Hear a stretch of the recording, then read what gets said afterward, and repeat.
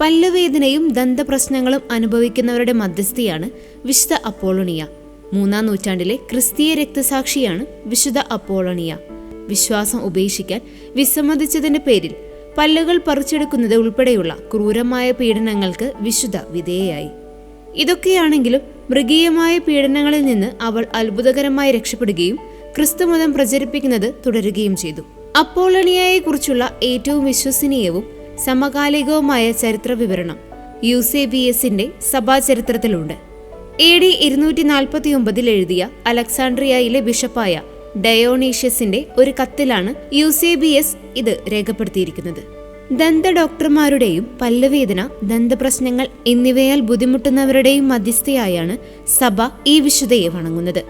പല്ല് പിടിച്ചിരിക്കുന്ന പിൻസറുകൾ അല്ലെങ്കിൽ ഫോർസെപ്സുമായി പലപ്പോഴും ചിത്രീകരിക്കപ്പെടുന്ന വിശുദ്ധയുടെ ചിത്രം അവളുടെ രക്തസാക്ഷിത്വത്തെയും സംരക്ഷണത്തെയും പ്രതീകപ്പെടുത്തുന്നു.